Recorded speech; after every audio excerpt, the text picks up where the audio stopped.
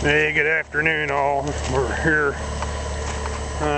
Normally don't work on Sunday afternoon, but about have to. We finally got some rain coming in. We're got a pond job here. It's got a leak in it.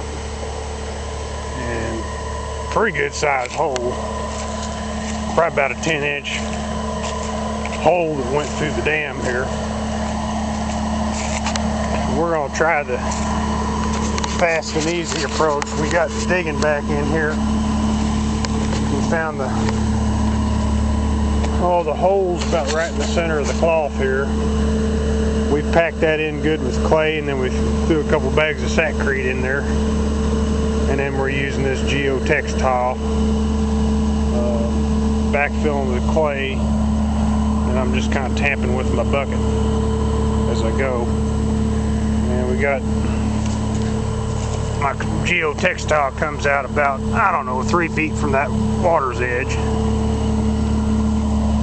So we got a pretty good overlap on the hole. And we're going to see what happens. It sounds like we got a couple inches of rain coming. It's going to start tonight. See if we can get this done.